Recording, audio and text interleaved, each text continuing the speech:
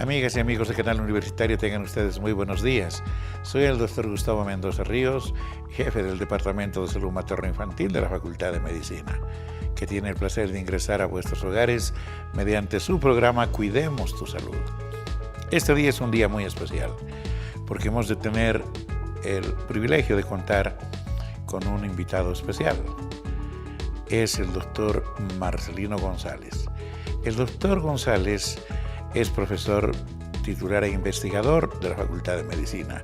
Su área de trabajo es el Instituto Boliviano de Biología de la Altura, donde realiza una serie de investigaciones especialmente referidas a los sistemas circulatorios, para decirlo de alguna manera. Él trabaja investigando sobre la fisiología y fisiopatología precisamente de este aparato y de su componente más importante, la sangre. Con él hemos de hablar de dos temas muy importantes. Uno, lo que se llama la eritrocitosis excesiva, que no es otra cosa que un exceso de glóbulos rojos que una parte de la población tiene en Bolivia, y de una enfermedad ampliamente descrita en el mundo, el mal de montaña o de la montaña. El experto nos va a aclarar todos estos conceptos, de tal manera que este día ha de ser, como les reitero, un día muy especial. Pero antes de entrar en tema y de presentarles al profesor González, permítanme ir al sector FMENT Informa.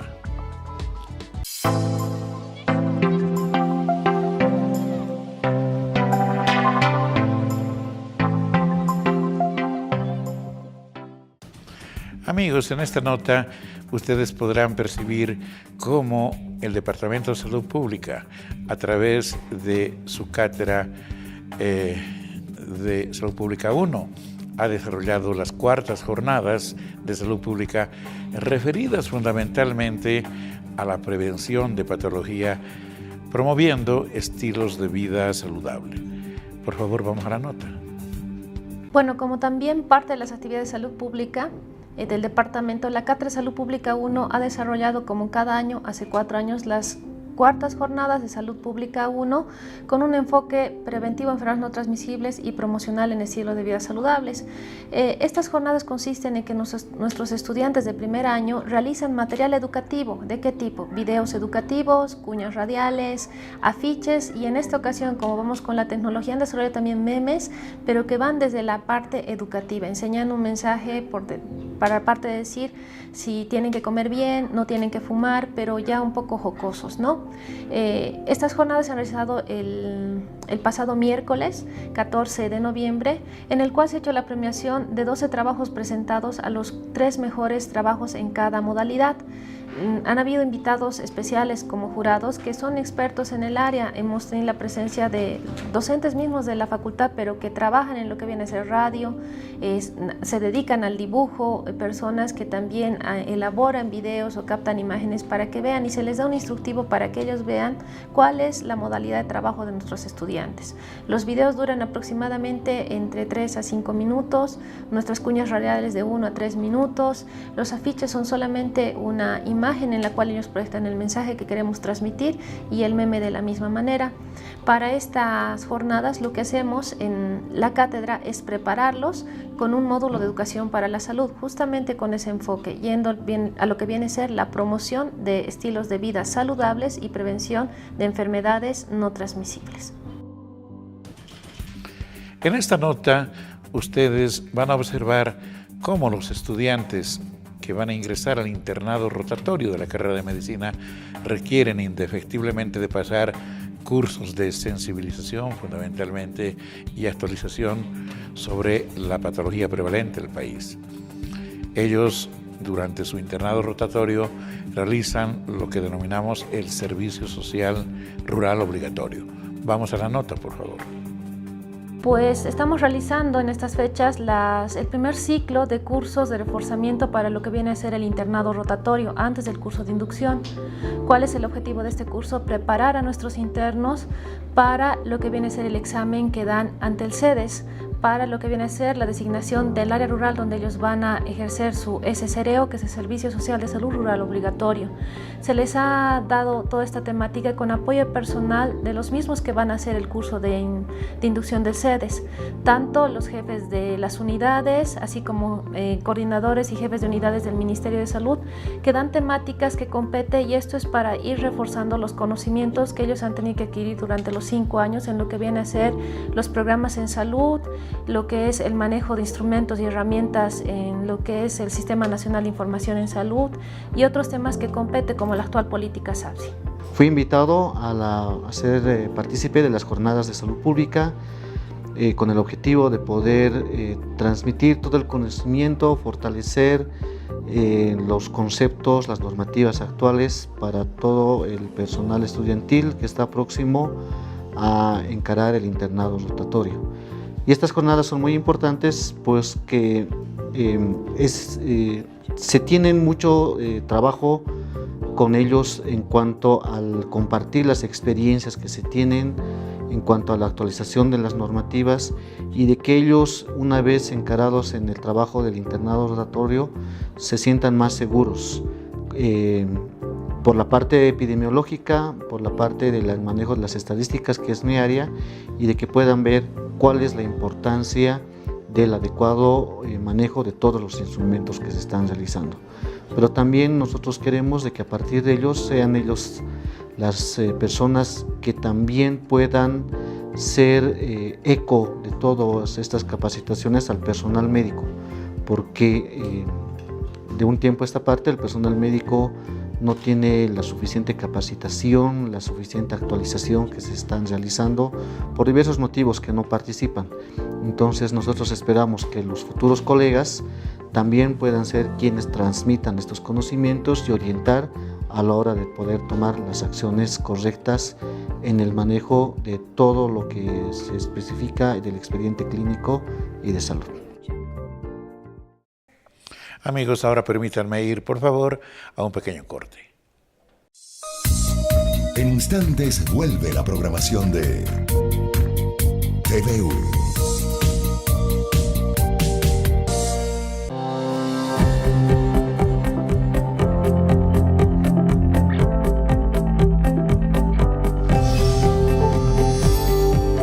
UNSA Transparente. ¿Cómo presentar una denuncia a la Unidad de Transparencia de la UNSA? A través de una nota dirigida a la máxima autoridad ejecutiva o directamente a la Unidad de Transparencia, mediante el llenado del formulario único de atención, que le facilita la presentación de la denuncia. El mismo puede ser recabado de la página web de Transparencia o en nuestras oficinas. UNSA Transparente.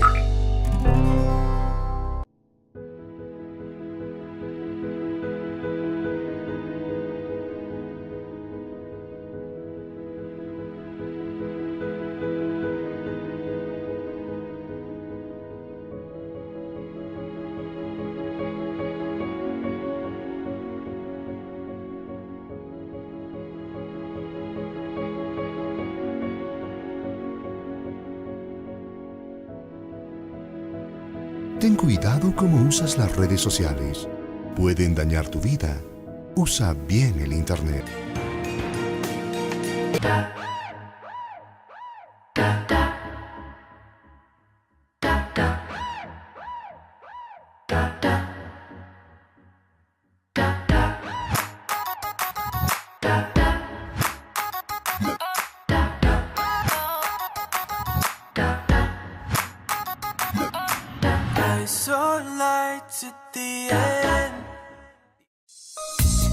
Continúa con la programación de TVU.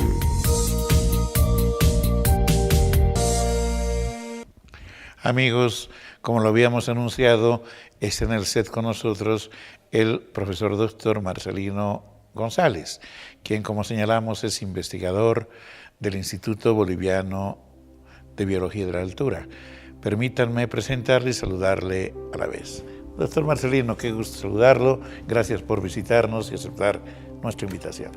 Bueno, muchas gracias por su invitación, estimado doctor Mendoza.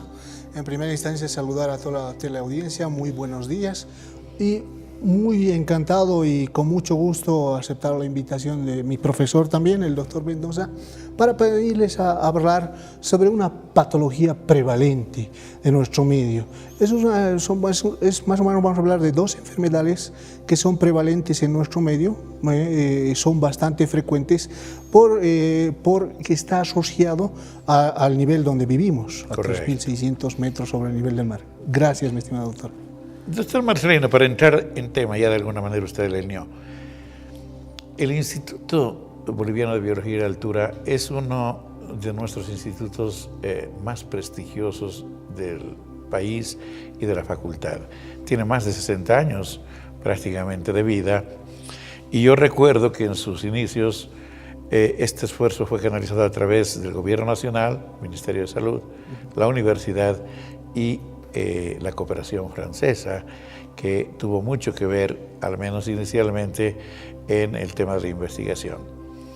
Quisiera que usted nos pudiera señalar cuáles son las áreas en general de investigación del Instituto Boliviano de Biología de la Altura, y luego me dirá cuál es el área de su trabajo. Yo de alguna manera he señalado aquello, pero ahora sí, ilústrenos mejor.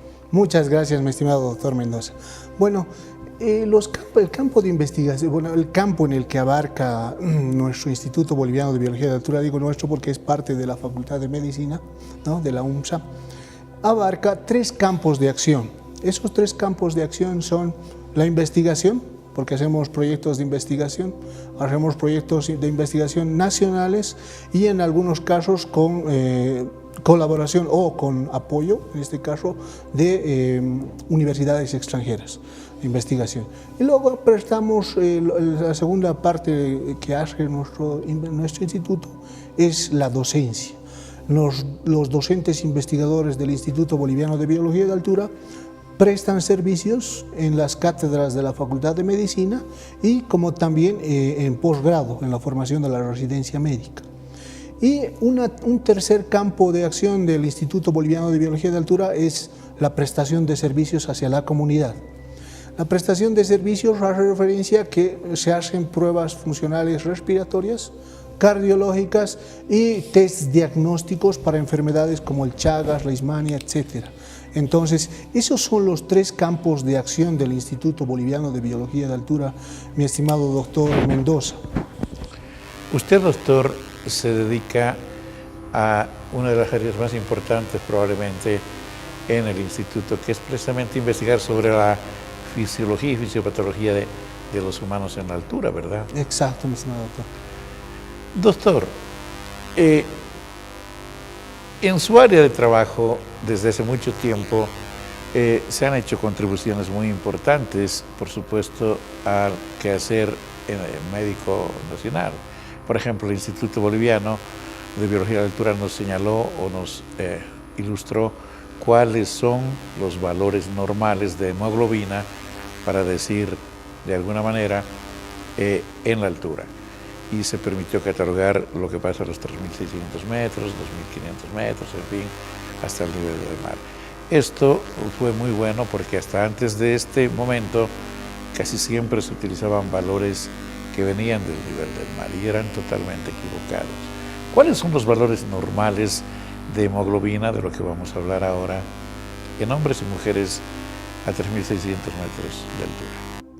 Muchas gracias, muy interesante su pregunta, estimado doctor Mendoza. Específicamente en lo que nos vamos a concentrar en el día de hoy es el valor de la hemoglobina como tal. No vamos a echar de lado lo que significa lo que nos reporta el examen de hemograma como tal, el hemograma completo. Ahí hacemos referencia a los otros elementos formes de la sangre. Empero, el Instituto Boliviano de Biología de Altura ha tomado en consideración para catalogar las patologías que vamos a hablar hoy, considerando el nivel de hemoglobina de las personas. Entonces, la hemoglobina normal, que ha establecido como límite normal en aquí a 3.600 metros sobre el nivel del mar, es donde vivimos. Para varones es hasta 17,5 gramos por decilitro y para las damas es hasta 16,5 gramos por decilitro. ¿no? Esas son adultos jóvenes, bueno, empezamos desde los 16 años de edad, hacemos referencia hasta los 60 años. Ese es el valor de referencia normal de la hemoglobina, que nos vamos a concentrar hoy en ese tema y vamos a hacer una disquisición diagnóstica en esas dos patologías en las cuales nos vamos a concentrar, mi estimado doctor. Perfecto. Amigos, quiero decirles para una mucho más fácil y mejor comprensión que la hemoglobina viene a ser el pigmento rojo que le da color a los glóbulos rojos. Entonces, por supuesto, un mayor número de glóbulos rojos contendrá normalmente un mayor o una mayor cantidad de pigmento, la hemoglobina. Entonces, para hacer el diagnóstico, obviamente se hace un recuento de glóbulos rojos, pero también se valora el pigmento, que es lo que en última instancia define estos valores como normales o anormales. Dicho esto, doctor Marcelino, entonces, cuando hablamos de la eritrocitosis excesiva, el glóbulo rojo se llama eritrocito, amigos, estamos hablando de un mayor número de glóbulos rojos que lo normal. Exactamente, mi estimado doctor. Entonces, doctor, ¿desde qué cifra ustedes consideran que ya hay anormalidad en la cantidad? Bueno, haciendo referencia a su pregunta, mi estimado doctor, ya decimos nosotros, o sea, con varios trabajos de investigación que viene realizando el Instituto Boliviano de Biología de la Natura desde su fundación, bueno, hasta nuestros días, y considerando los datos que nos proporcionó con sus proyectos de investigación el profesor Enrique Vargas Pacheco, es que se considera eritrocitosis excesiva o exceso de glóbulos rojos cuando la hemoglobina en varones está mayor o igual a 18,3 gramos por decilitro. Cuando están igual o mayor a 18,3 gramos por decilitro, consideramos que esa persona es portadora de eritrocitosis excesiva en los varones. Entre tanto que en las damas se considera que ya tienen eritrocitosis excesiva cuando su hemoglobina está mayor o igual a 17,5 gramos por decilitro. Esos son los puntos de cohorte que nosotros consideramos en el instituto para hacer la disquisición diagnóstica de aquellos pacientes que tienen eritrocitosis excesiva y aquellas pacientes o personas que no tienen la eritrocitosis excesiva. Entonces, amigos, ustedes pueden perfectamente darse cuenta de que estas cifras que ha señalado el profesor González como normales tienen todavía un rango que permiten, con un pequeño aumento, seguir manteniéndose dentro de lo normal. Pero cuando en los hombres, dijo el doctor González, supera los 18,3 gramos por decilitro, entonces ya estamos prácticamente en el umbral, en el inicio de lo que se llama una eritrocitosis excesiva. Ahora bien, en cualquier hemograma, en cualquier examen de sangre, siempre nos reportan la cantidad de glóbulos rojos y de hemoglobina. Todos debiéramos saber que cuando se excede esta cifra hay que investigar, porque, doctor González, hay varias causas que generan precisamente el incremento de estos glóbulos rojos y de la hemoglobina que contienen, pero ahora nos vamos a referir a aquellos que están producidos por la altura y por la montaña, como el mal de montaña, ¿no es cierto? Entonces, porque hay otros factores que los vamos a desechar en este momento. ¿Cuáles son? Ok, mi estimado doctor, muy interesante su pregunta, mi estimado doctor Mendoza. Haciendo referencia a su pregunta, digamos, cuáles son las patologías de altura, digamos, en este caso la eritrocitosis excesiva, el mal crónico montaña como tal, primero vamos a hacer una disquisición entre lo que son las patologías de altura como tal. Las patologías de altura las clasificamos en tres grupos, mi estimado doctor. Una de esos grupos es las patologías de altura agudas, generalmente las que ustedes han debido ver, y usted, mi estimado doctor, son las personas que vienen, por ejemplo, que viven a nivel del mar o lugares bajos, como por ejemplo Santa Cruz. Vienen a La Paz, les da el famoso soroche. Y ese soroche es una desaclimatación aguda a la altura. Esa es una patología aguda. Luego tenemos la otra clasificación, que son las enfermedades subagudas a la altura. Y esas enfermedades subagudas a la altura habitualmente se producen en aquellos habitantes que han nacido en nivel del mar, o sea, en lugares bajos, y han venido a habitar acá en la altura. Esos habitualmente desarrollan enfermedades subagudas de altura. Por ejemplo, en estas está la hipertensión arterial pulmonar, etc. Luego tenemos las enfermedades crónicas de altura como tal. Entonces, estas enfermedades crónicas de alturas, ahí hacemos referencia, ¿no? Habitualmente se produce en habitantes que han nacido y viven toda su vida en la altura. Y también puede ocurrir en habitantes que han nacido a nivel del mar, pero están viviendo más o menos más de 10 años en la altura, que tienden a desarrollar esas enfermedades crónicas de altura. A esas enfermedades crónicas de altura hacemos referencia en primera instancia la eritrocitosis patológica de la altura como tal, ese es el tema que vamos a ver, y evolucionando la eritrocitosis patológica de la altura, si no se hace un adecuado tratamiento, no se hace un adecuado manejo, evoluciona a lo que es el mal crónico de montaña.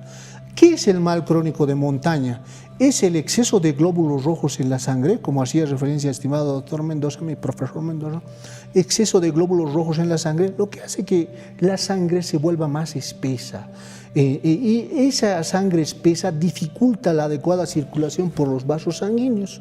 Correcto. Y por lo tanto hay una alteración, digamos, en el flujo normal de la sangre en los vasos sanguíneos, además asociada a esta a una disminución de la concentración de oxígeno en la sangre.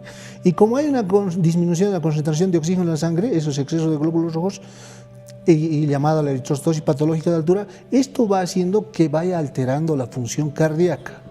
Va alterando la función cardíaca porque tiene que hacer el corazón mayor esfuerzo para impulsar esa sangre que está un poco espesa por los vasos sanguíneos, como no estuviera. Hacemos un ejemplo, echamos un vaso de agua en un tubito, corre más rápidamente, mi estimado doctor. Echamos un vaso de aceite, digamos, de motor, en ese mismo tubito tiende a tener un flujo de menor velocidad. Entonces, la eritrocitosis excesiva es un incremento de glóbulos rojos, lo que hace que esa sangre se vuelva un poco más espeso y eso dificulta el adecuado trabajo del corazón. Correcto. Entonces, en el transcurso del tiempo va evolucionando esa patología, esa enfermedad de exceso de glóbulos rojos y va alterando el corazón. Va hipertrofiando el corazón en el lado derecho, va creciendo ese corazón del lado derecho, eso va alterando la circulación pulmonar y ya dejamos de hablar de eritrocitosis excesiva y entramos en lo que es el mal crónico de montaña como tal, o la enfermedad de Monge, que es bastante prevalente en nuestro medio, porque con los estudios que ha hecho el doctor Enrique Vargas, la doctora Hilda Spiegvogel, la doctora Mercedes Villena, que son los docentes investigadores pioneros del Instituto Boliviano de Biología, tenemos una prevalencia de esta patología más o menos del 10% de la población, mi estimado doctor. O sea, es una enfermedad bastante prevalente que habitualmente se hace el diagnóstico cuando las personas ya han llegado al mal crónico de montaña. ¿Y qué significa cuando han llegado al mal crónico de montaña? Que ya tienen alteraciones cardíacas, el corazón está un poco hipertrofiado, está crecido, y ya tienen alteraciones a nivel pulmonar, o sea, en este caso la circulación pulmonar. Ya es bastante tarde. Entonces, lo que propone el Instituto Boliviano de Biología de la Altura es hacer el diagnóstico de esta patología en etapas tempranas, cuando son jóvenes todavía. Correcto. Doctor. Amigos, creo que la explicación del doctor González fue clarísima. Adicionalmente, por supuesto, pueden haber eritrocitosis, o sea, aumento de glóbulos rojos, por otras causas que son secundarias. Por ejemplo, gente obesa, diabética, cardiópata, neumópata, para decir algo en general, hace que, por supuesto, también condicionen a un incremento de glóbulos rojos, pero no por el camino que ha señalado el doctor, sino precisamente porque estas enfermedades de base predisponen a que ese organismo produzca muchos más glóbulos rojos. De eso hemos de hablar también colateralmente, doctor. Así es, ¿verdad? Exacto. Muchas gracias por su aclaración, mi estimado doctor. Como conversábamos antes, ¿no? Hace referencia muy bien, mi estimado doctor. O sea, tenemos la eritrocitosis patológica de la altura, es también considerada una eritrocitosis excesiva o también conocida en nuestro medio como la poliglobulia.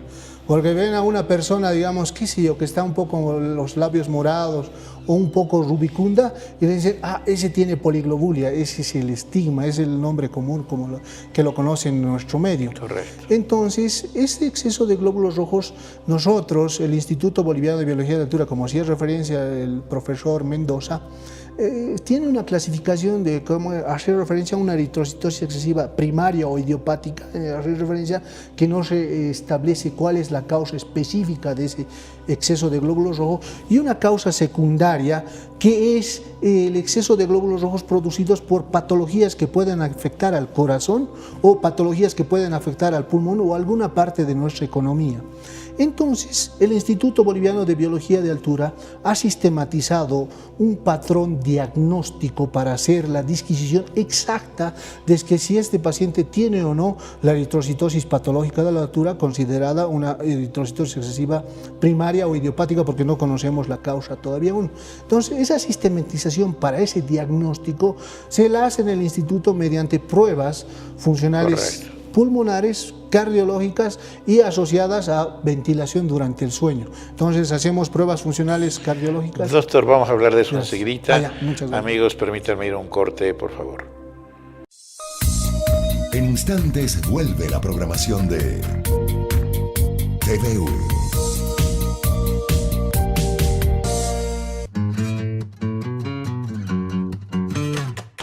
¿Sabías que la unidad de transparencia tiene buzones interactivos distribuidos en predios de nuestra Casa de Estudios Superiores? En ellos podrás realizar tus sugerencias para mejorar la atención de nuestra universidad. Hacer conocer tus opiniones con el fin de optimizar los servicios académicos y administrativos. También puedes hacer reclamos con el propósito de promover una universidad dinámica y transparente.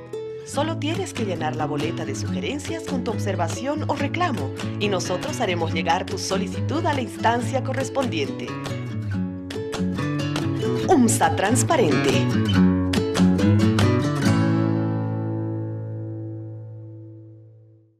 No podemos contratarte. ¿Puedo saber por qué? ¿Usted piensa que no tengo capacidad? No es eso. Porque soy madre soltera. ¿Cómo que tu hijo? No. Porque no soy de la ciudad. ¿Qué tiene que ver la ciudad? Así seas del campo. No. ¿Es por mi apariencia? El racismo y la discriminación son delitos. Educa diferente. Continúa con la programación de TVU.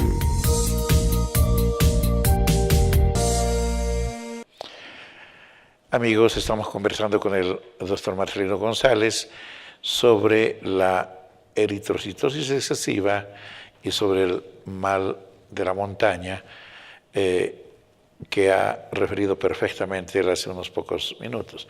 Doctor, cuando ustedes detectan, decía, a un paciente que tiene una eritrocitosis excesiva, le someten al instituto a una serie de pruebas, ¿verdad? Exactamente. ¿Cuáles son estas? Bueno, es el screen diagnóstico, mi estimado doctor.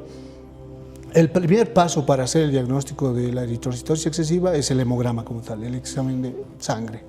El hemograma nos va a dar, como les hacía referencia, verificar adecuadamente la hemoglobina como tal. La hemoglobina nos hará un punto de corte si este paciente es o no portador de eritrocitosis excesiva. Si es portador de eritrocitosis excesiva, por ejemplo, hacemos referencia, si tiene una hemoglobina mayor o igual a 18,3 en varones, este paciente es portador de eritrocitosis excesiva. Entonces, el instituto tiene un screen diagnóstico para poder hacer la diferenciación si es esta eritrocitosis excesiva primaria o secundaria. Correcto. ¿Qué hacemos? Tenemos una gama de exámenes que hacemos en el instituto. Hacemos exámenes cardiológicos como el electrocardiograma, una ecocardiografía Doppler color para ver, en este caso, sobrecargas ventriculares, el electrocardiograma, para ver si tuviese hipertensión arterial pulmonar, persistencia de ductus en el ecocardiograma. Hacemos pruebas funcionales respiratorias como una espirometría forzada para verificar si estos pacientes puedan tener algún tipo de patologías como ser el asma o la enfermedad broncopulmonar obstructiva crónica o algún otro tipo de patologías. Hacemos el otro examen que es la difusión alveolo capilar para ver si los pacientes tuviesen algún trastorno en la difusión de oxígeno a nivel pulmonar. Y otro examen que se realiza es la mecánica ventilatoria para ver la compliance pulmonar, si tuviese algún tipo de patología de tipo restrictiva o los pacientes, ¿no?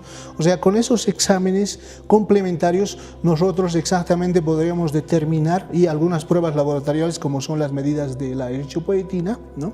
Para diferenciar o hacer la descripción diagnóstica sí, exactamente, para hacer el diagnóstico de si es eritrocitosis patológica de la altura o es algún tipo de eritrocitosis excesiva secundaria. Secundaria puede ser, como le decía, afectación cardíaca o afectación pulmonar o algún otro lugar de nuestra economía. Correcto, doctor González, yo creo que es clarísimo. Amigos, entonces sería deseable, sinceramente recomendable, que todos los jóvenes entre 16 y 18 años se hagan un primer hemograma de base, es decir, medir la cantidad de glóbulos rojos. Todo lo demás es importante, pero en este caso estamos hablando de glóbulos rojos y de hemoglobina, para saber si esta persona que tiene 18.3 gramos de decilitro o un poquito más es una persona que va a desarrollar más adelante el mal de montaña. Porque precisamente si se hace una detección oportuna, se hace un diagnóstico oportuno y se podrá plantear un tratamiento oportuno para no llegar a un final naturalmente tan dramático que, como bien dijo el doctor González, cualquier persona puede diagnosticar si tú eres poliglobúlico porque está morado, etc. De eso hemos de hablar más adelante. Doctor González, ya está clarísimo. Ahora, yo quisiera que nos pueda referir usted, ¿hay factores que condicionan a que este 10% de la población sufra de esta eritrocitosis excesiva? Hemos dicho del 100% que vive en La Paz, hasta cerca de un 10% puede y va a desarrollar este problema. Lo que pasa es que no lo sabe porque se diagnostica muy tardíamente. Ahora ya nos dio una pauta el doctor González, nos dijo entre 16 y 18 años es una buena edad para hacer un punto de corte. Ahora sí, hablemos de los factores predisponentes, si los hay. Muchas gracias, mi estimado doctor Mendoza. Bueno, realmente sí, o sea, en el primer punto que hace referencia, hemos logrado evidenciar en el Instituto Boliviano de Biología de Altura que ya a los 16 años empiezan a manifestar esta eritrocitosis excesiva. Y vamos viendo en la evolución de esta enfermedad que va incrementando en el transcurso del tiempo el número de glóbulos rojos y el nivel de hemoglobina como tal, llegando, por ejemplo, a niveles más altos de hemoglobina, y si supera, por ejemplo, en varones los 21 gramos por decilitro, ya estaríamos hablando de un criterio mayor para hacer el diagnóstico de mal crónico de montaña, que ya habitualmente tiene afección cardíaca y pulmonar, como le hacía referencia, mi estimado doctor. Entonces, recomendación del Instituto Boliviano de Biología de Altura es que los jóvenes entre los 16, 18 años, 20 o sea, jóvenes en etapa productiva como tal, se hagan un examen de sangre para verificar si estos tienen o no inicios de la eritrocitosis excesiva y puedan pasar al Instituto Boliviano de Biología de Altura para que podamos hacer un screen diagnóstico, porque tenemos programas donde se les puede hacer los exámenes complementarios totalmente gratuito y un manejo integral de tal forma que ese exceso de glóbulos rojos no vaya evolucionando y llegue a ese mal crónico de montaña como tal. Es en el primer punto, mi estimado doctor Mendoza. El siguiente punto, los factores de riesgo asociados en este caso a que se manifieste la eritrocitosis patológica de la altura como tal, son, por ejemplo, es el sedentarismo uno de los factores asociados, el sexo masculino, que es el más frecuentemente afectado en etapa productiva, porque las damas, en este caso, en edad fértil, haríamos referencia más o menos desde los 12 hasta los 44 años, ¿no? Habitualmente están protegidas de no padecer la eritrocitosis patológica de la altura. Ellas más bien tienden a ir al otro extremo, que es la anemia. Claro que ¿no? Sí. Y entre tanto que los varones no tenemos ese tipo de protección que las mujeres, entonces somos más propensos y podría ser un factor de riesgo de tener la eritrocitosis excesiva. Luego tenemos otro factor de riesgo, trastornos que hayan tenido estos pacientes durante su etapa de embarazo, trastornos de la oxigenación. En el útero. En el útero, dentro del útero, no, dentro del útero. Por eso es de vital importancia que las mamás que están embarazadas vayan a hacer y tengan un adecuado control prenatal, porque con nuestro medio, mi estimado doctor, usted sabe que habitualmente no van a su control prenatal y solamente aparecen en el hospital para dar su parto y no tienen un control adecuado y establecido. Y ese es un factor de riesgo. ¿Por qué? Porque habitualmente estas madres que no hacen su control prenatal habitualmente desarrollan trastornos de oxigenación en el útero, que más adelante en la vida es un factor de riesgo para tener la eritrocitosis patológica de la altura. Otro factor de riesgo importante en este es, no es tan importante, pero es la predisposición genética como tal, porque hacemos referencia a que, por ejemplo, los que habitan mucho tiempo en la altura, que ya están llegando a la etapa de adaptación, haríamos referencia, como por ejemplo los tibetanos, estos tienden a desarrollar un mecanismo de defensa de tipo genético, de tal forma que estos no tienen una prevalencia tan elevada como el nuestro de la eritrocitosis excesiva, mi estimado doctor. Entonces, esos factores de riesgo que son manejables, ¿no? O sea, en este caso, un adecuado control prenatal, el sedentarismo, hacíamos referencia, la obesidad como tal, o el sobrepeso, que fácilmente se puede establecer una pauta en los pacientes, de tal forma que no puedan desarrollar la eritrocitosis patológica de la altura. Gracias, doctor González. Amigos, esto es evidente.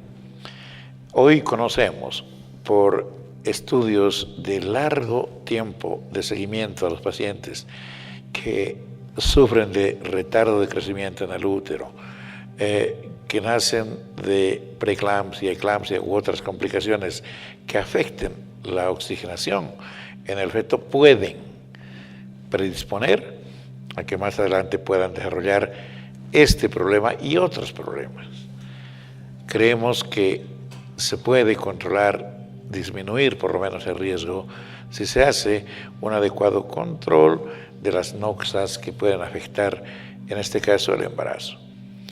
Doctor González, entonces, una vez que se ha establecido lo que usted ha señalado, tendríamos que empezar a preguntarnos, entonces, ¿hay síntomas y signos que a los 18, 20 años nos hagan sospechar de que hay esta predisposición? ¿O más bien, hasta ese momento, hay una especie de sintomatología poco evidente, silenciosa prácticamente?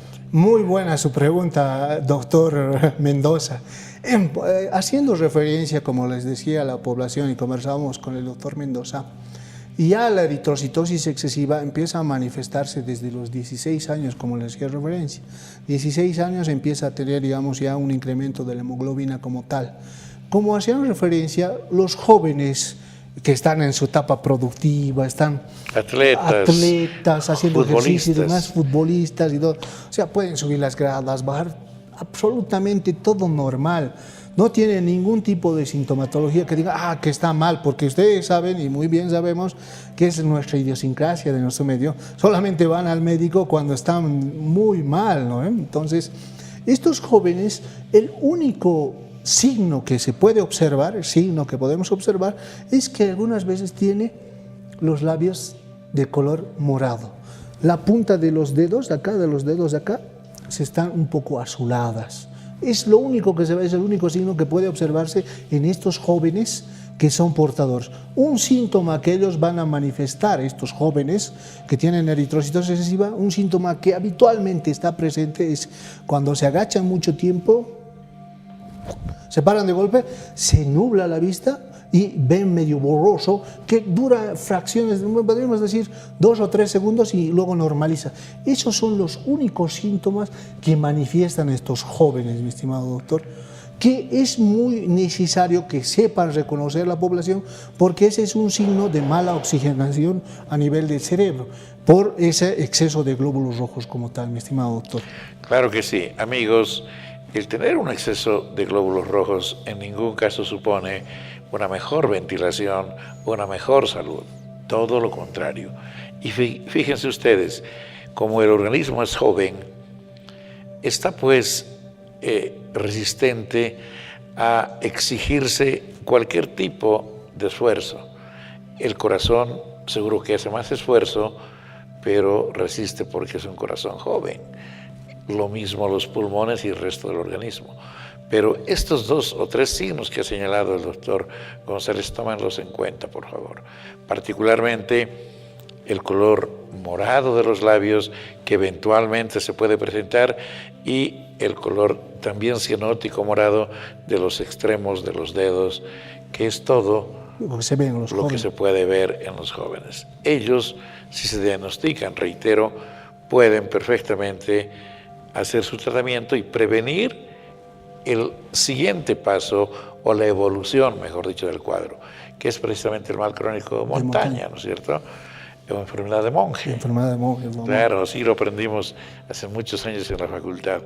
Doctor, entonces recuérdenos nuevamente, cuando ya se ha llegado a la enfermedad, ¿qué signos, sintomatología ya presenta el paciente? Ok, muy buenas sus preguntas, estimado doctor Mendoza. Bueno, ya la etapa de eritrocitosis excesiva en estos jóvenes, esos dos, ese síntoma y ese signo que presentan, que habitualmente siempre están, ¿no?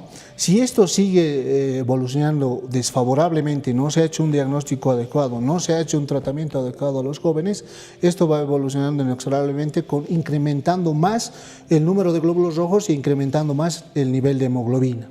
Va incrementando, llegando a ese nivel, como decía, referencia al mal crónico de montaña como tal. Y cuando ha llegado al mal crónico de montaña, habitualmente, como nos decía referencia, ya tenemos afección cardíaca y afección a nivel de la circulación pulmonar como tal. Más o menos dando una patología ya que es establecida, que se llama el cor pulmonare crónico. Y esa signo-sintomatología que el paciente tiene, más o menos hablamos de los 40, 50 años de edad, ya 50 años de edad, que ya el paciente empieza a tener cianosis central y periférica como tal, ¿no? O sea, cianosis, hacemos referencia al color azulado de los labios, las puntas de los dedos, ya el paciente se encuentra más rubicundo, ¿no? Correcto. Tanto la cara como las palmas de las manos. Tiene habitualmente las conjuntivas bastante rojizas, ¿no? Y ya al caminar 2, 3 cuadras o una subida se cansa rápidamente, ¿no? O sea, ya no soporta el caminar 2 o 3 cuadras o 2 cuadras como tal, porque ya tiene afección cardíaca, ¿no? Y esos son los síntomas. El paciente tiene somnolencia diurna, o sea, no duerme adecuadamente, porque ya lo que es el mal crónico de montaña también conlleva que estos pacientes van a tener trastornos respiratorios durante el sueño. ¿Por qué? No van a respirar adecuadamente durante el sueño, porque ese exceso de glóbulos rojos va dificultando todos los sistemas de nuestra economía. Va afectando el sistema nervioso central. Como ya hay afección cardíaca y pulmonar, eso hace que no haya una adecuada circulación o una adecuada oxigenación en el cerebro y va afectando las funciones mentales superiores. El riñón también, ¿verdad? El riñón igual se va afectando porque no tiene una adecuada circulación por ese exceso de glóbulos rojos, entonces va afectando a todos los niveles de nuestra economía. Entonces, el paciente que presenta somnolencia, rubicundez, dificultad para respirar, cansancio rápidamente, va tendiendo a incrementar de peso más, ¿no? O sea, esos son las... Y su presión también se altera. Inexorablemente, mi estimado doctor. Habitualmente la presión arterial en estos pacientes tiende a incrementar más que a bajar, digamos, ¿no? Y ese es, podríamos decir, la asociación de exceso de glóbulos rojos y presión alta es fatal. Exactamente. Amigos, clarísimo. Yo creo que definitivamente el profesor González ha sido absolutamente didáctico. Algo más, esta combinación de alteración en la función cardíaca, pulmonar, aumento de la presión y aumento de la viscosidad de la sangre, que es aumento de glóbulos rojos de forma excesiva, y esta lentificación de la circulación va a predisponer a accidentes vasculares, pues, ¿no es cierto? Como infartos agudos. Infartos, accidentes vasculocerebrales que van a empeorar todavía el cuadro. Peor. Amigos, hemos de seguir conversando con el profesor González. Ahora permítanme ir a un corte, por favor.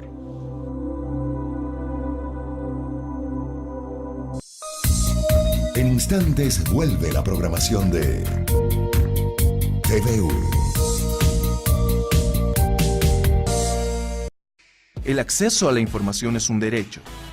Los miembros de la comunidad universitaria y la sociedad en general conocen sus actividades, resultados, contribución a la sociedad y manejo de recursos. El acceso a la información es un instrumento fundamental para transparentar las instituciones. ¿Tienes dudas? Acude a la unidad de transparencia. Avenida Villazón, número 1958, edificio Villazón, tercer piso.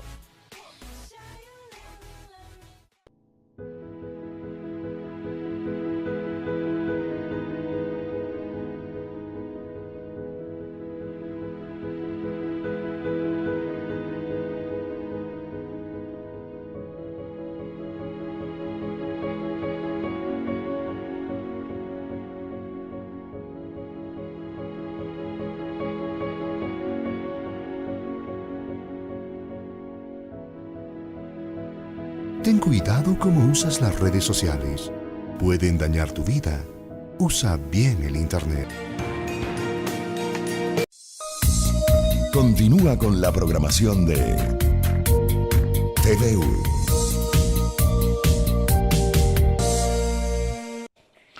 Amigos, estamos conversando con el doctor Marcelino González sobre dos problemas frecuentes que se dice afecta al 10% de la población que vive en las alturas. El de la eritrocitosis excesiva, un excesivo aumento de glóbulos rojos, y del mal crónico de montaña, que es el epílogo, el final prácticamente de este primer problema. Doctor González, entonces, ante la primera sospecha, que casi nunca va a ser del propio joven, tendrá que ser más bien de la familia, a lo mejor de la mamá, ¿qué recomienda que se haga usted? A la primera sospecha, el primer examen que se tiene que hacer es un hemograma.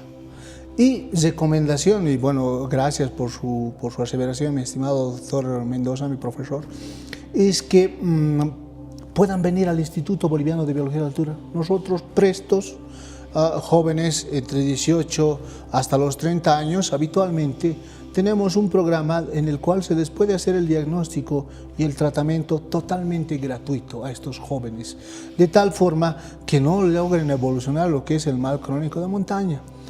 Como les decía, el primer examen que hacemos en el instituto, si es que puedan venir, los invitamos a venir al Instituto Boliviano de Biología de Altura, que queda en el complejo del Hospital Miraflores. Está frente al Hospital de Tórax, es el Instituto Boliviano de Biología de Altura, y pueden preguntar por el doctor Marcelino González, que con todo gusto les podemos ayudar. Nosotros podemos hacer la orden para que le hagan el hemograma. El costo del hemograma, ese es el screening primero que se hace, bueno, no ingresa directo a un programa. Claro. El costo del hemograma es aparentemente 20 bolivianos, o sea, es un costo bastante accesible para la población. Se le hace el hemograma, si es que tuviese el exceso de glóbulos rojos, nosotros lo adherimos a uno de nuestros protocolos y le hacemos todos los diagnósticos, todos los exámenes complementarios y el diagnóstico exacto, si es primario, secundario o en este caso la eritrocitosis patológica de la altura, y posteriormente nosotros le hacemos el tratamiento correspondiente, mi estimado doctor. Amigos, definitivamente yo creo que es un aporte muy importante que hace el Instituto y la Facultad de Medicina a pacientes, especialmente varones, pero también damas, que pudieran sufrir de este mal. Fíjense ustedes, estamos hablando de cerca del 10% de la población. Cifra absolutamente constatada con sendos estudios hechos precisamente por el Instituto.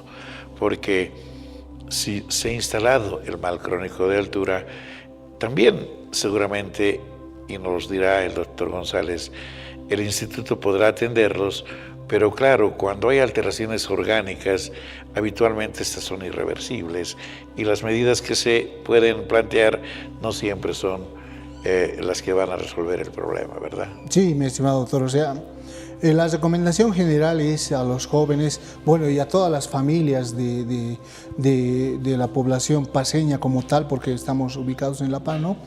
Es que puedan hacer el diagnóstico temprano, Porque si se hace un diagnóstico, en este caso a los 40, 50 años, ya hay afección cardíaca, ya hay afección pulmonar, y habitualmente que no es muy fácil el tratamiento.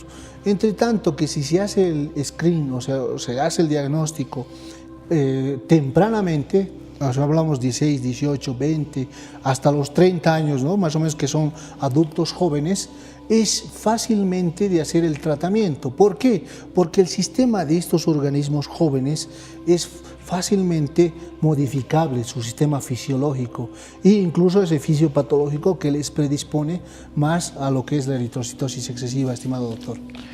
Doctor González, muchas gracias. En verdad ha sido muy ilustrativa esta conversación.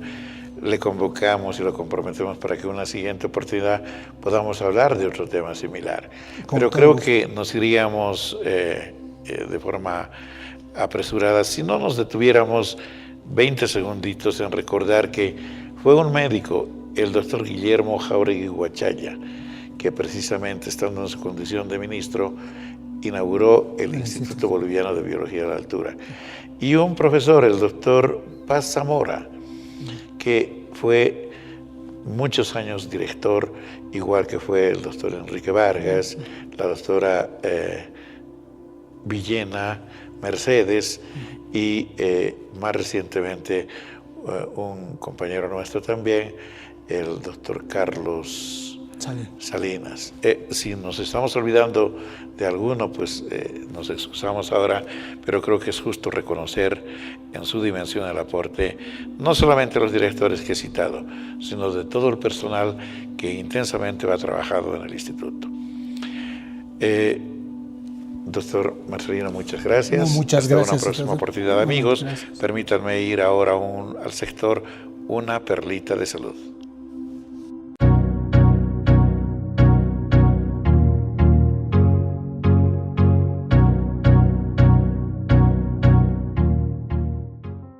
Amigos, como ustedes saben, el problema de la diabetes es un aspecto que afecta mucho a las personas y a las familias. También los niños suelen presentar esta enfermedad muy tempranamente. Van a ver ustedes cómo la tecnología, los videojuegos, permiten gestionar, es decir, manejar de mejor forma la diabetes, especialmente en los niños. Vamos a la nota, por favor. Este es Andy, el primer robot con diabetes de España. Lo han desarrollado investigadores del Instituto AI2 de la Universidad Politécnica de Valencia con un claro objetivo: la educación terapéutica de niños con diabetes. El robot lleva incorporado en su interior un simulador que informa de su glucemia en sangre virtual en tiempo real. Hemos integrado un simulador de diabetes tipo 1 en el software interno que lleva, y entonces permite reproducir escenarios de la vida real, permite que el niño vea las consecuencias de dosificarse bien, dosificarse mal o gestionar bien o mal su diabetes. Andy reconoce acciones por voz. De esta forma le podemos decir que coma o que haga ejercicio y a partir de ahí sugiere una dosis de insulina. En función de cómo lo haga, si la dosis es correcta o no, el robot reacciona de una forma u otra. Si lo ha hecho mal, si se ha dosificado mucha insulina, pues tendrá una hipoglucemia, tendrá síntomas, se sentirá mal, tendrá que comer para recuperarse de esa hipoglucemia, ¿no? Entonces eso es lo que el niño va a ver, lo va a asociar a lo que le pasa a su vida, su vida real, y entonces de esa forma interiorizar mejor los conceptos de gestión de la diabetes. Los investigadores han desarrollado también un simulador que ayuda a conocer el proceso metabólico de una persona con diabetes. Un juego pensado especialmente para niños que les enseña cómo regula el cuerpo la glucosa o cuál es la misión de cada órgano. El uso de la simulación para educar no es un concepto nuevo, pero siempre está orientado hacia el adulto.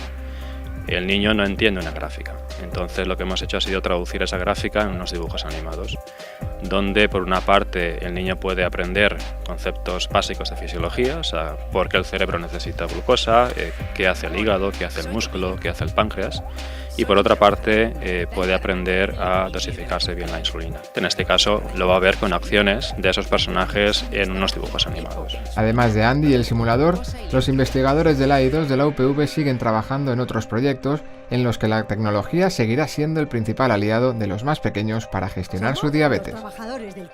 Pero sin combustible no podemos funcionar. Amigos, esto fue todo por hoy. Les agradecemos mucho por su atención.